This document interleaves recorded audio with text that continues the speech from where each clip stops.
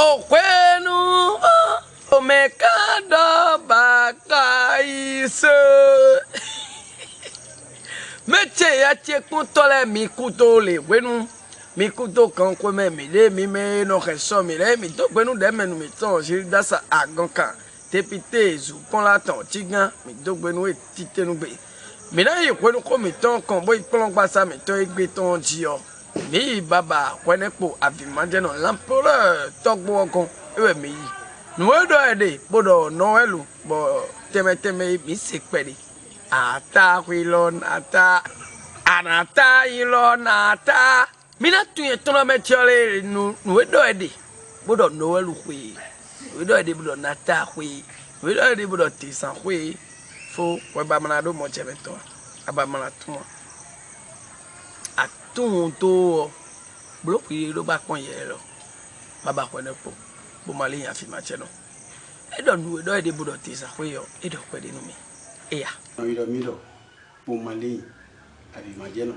baba connaît pas et si à sortir one day ou ma secteur d'accord les à mon cacabre là to boumi ton le koboa fi boy bidé va vite to boumi le français qui est empereur des enfants quoi mi les temps des enfants quoi mi temps ne kai quoi mi temps dago mi temps les ho kan do bla mi temps me din il ho kan do bla mi temps me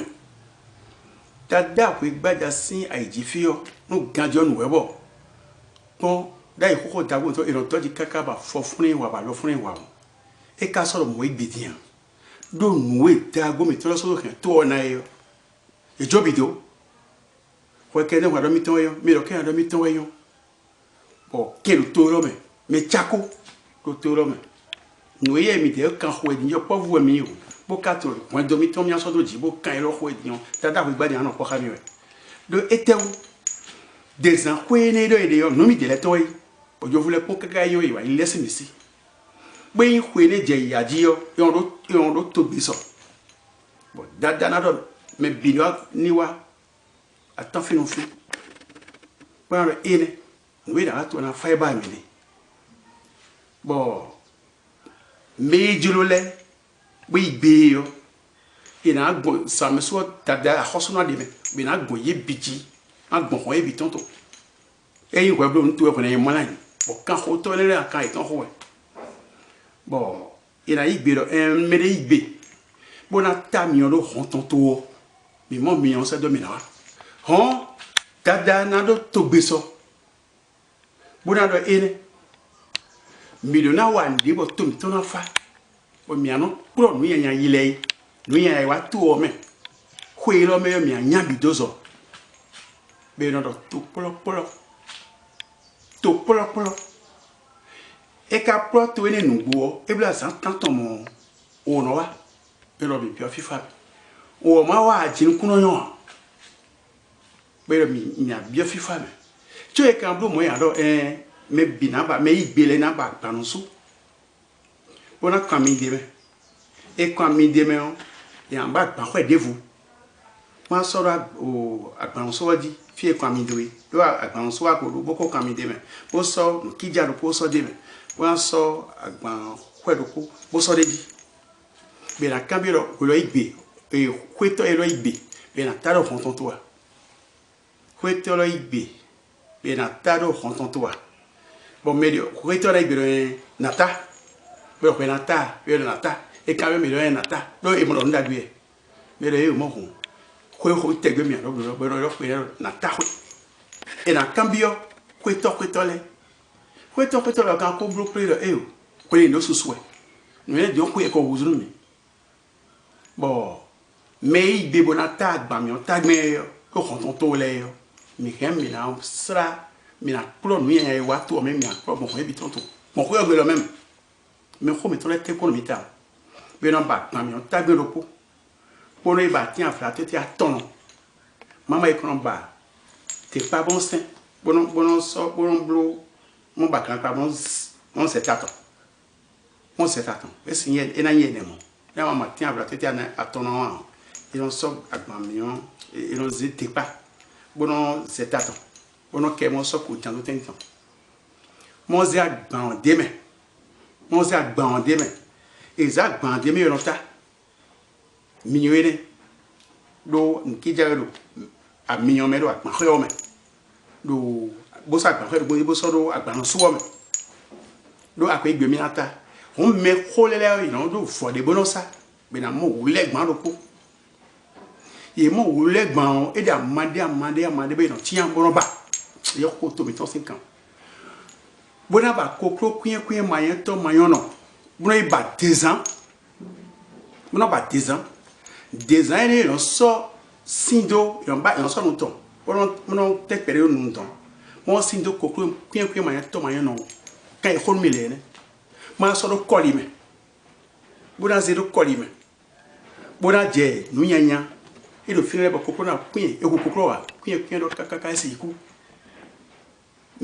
for ça eneo nous wan me we ne me fala bon il y a zameo il do khodi be no do il y a do sandebo zoe no ba zandebo zoe no ba mo do zame mo do kan ne khwe e mo mi ota be khwe do khwe mi ata me do khwe gbe mi ata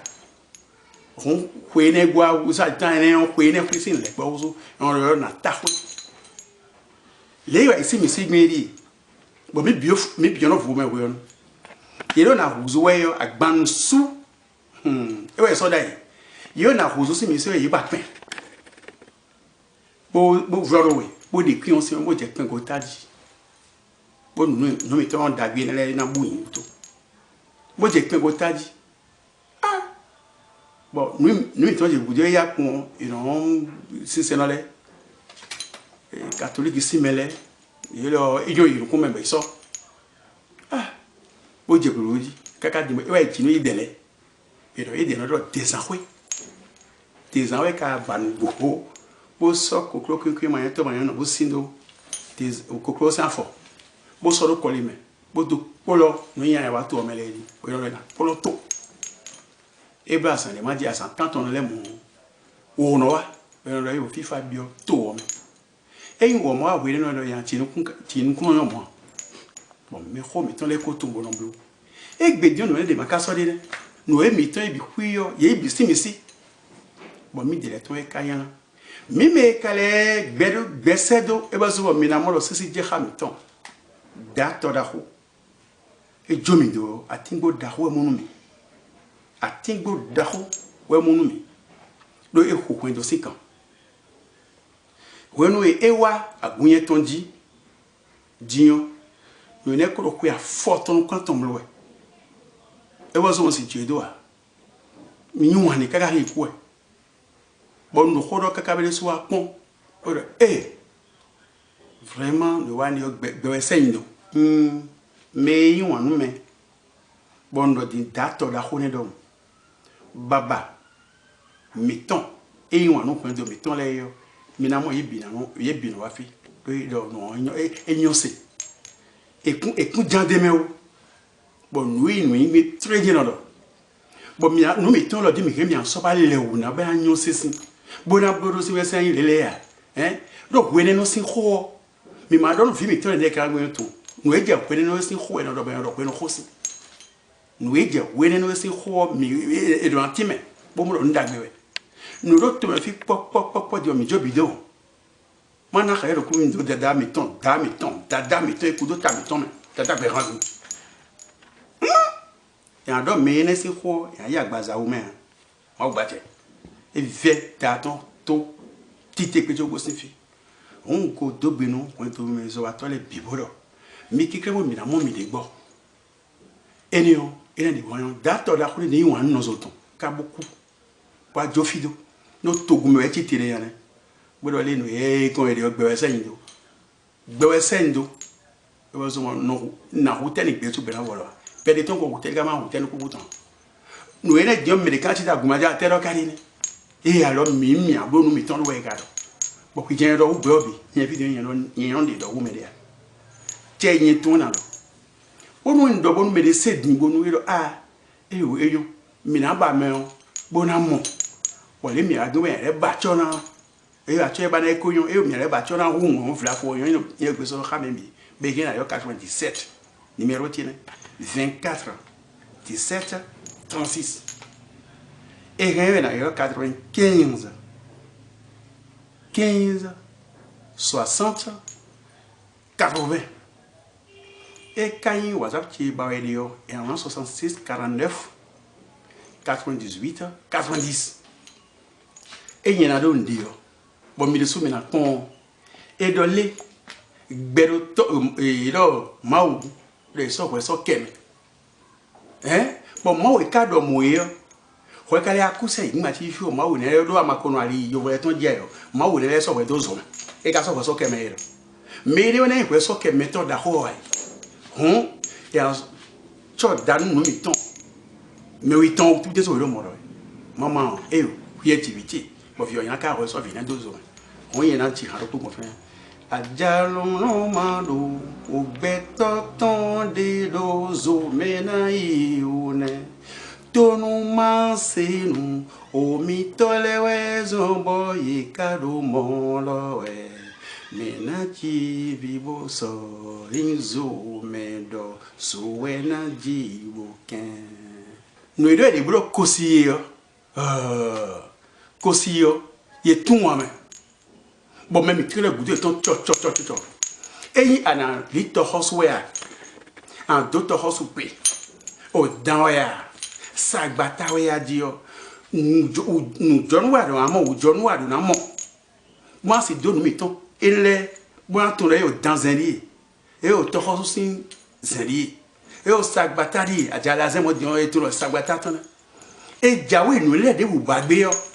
ni évidence c'était non c'est parce que non c'est et janne bi de vous agwe ne congrégement tu en to fodun de vous peur ko domaine yi bon e kan ko ro don bon a monter mon asia blo nous me se mettons les zen be mo non ton akon je les inviter de tout no ho ne a tiara ze de to hosona et ton do sabatane bon nous les dire ka so le mais les siens tabuka i me aussi vie temps même temps comme vie bon kale asumi do kosi do kodome e we we kan ko bo so wa bo me nous me se mettons les saisons alors pas na do piwedi be mo re mo se lo di dans un blow edi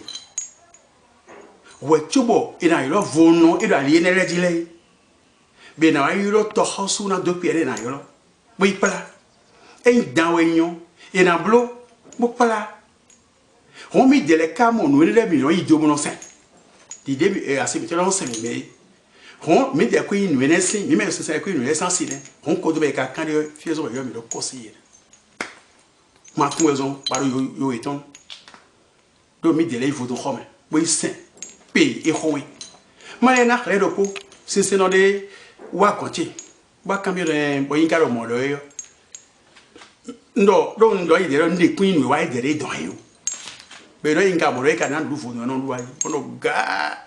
on a un belo ma gache. Bon, il y a un peu de temps, mais il y a un peu de temps. Donc, mais on va nous donner par passo toé. Avec passo, oui, passa con.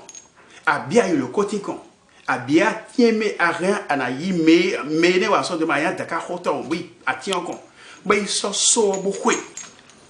Boro milio no e ba mio tari te fifen di o don ta na be fifen no ye sime da kozon so ene awa fina so ta na me fen o don o so ka ko fina hondo ye sime asanzo wa na du vu no ara e bo to mele mo fina amode fina no ye sime ko so no ba de ho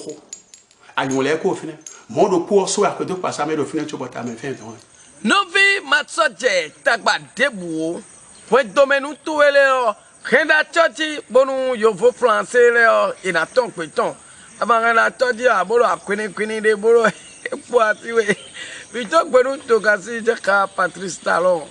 e do kwento menu meton le wuli bonawe do gbenu kan kwento e pache do kwento menu meton na lido nwe to gbenu yi bolo ene kudo aso bito gbenu Jonas Ratan bito gbenu Dada Sylvia Diakan Isaac Pepede mais alors te dis des arrois me conseiller je sais yamraza janu e gba khoton o to te gbe so sure be Et il y a un peu de temps.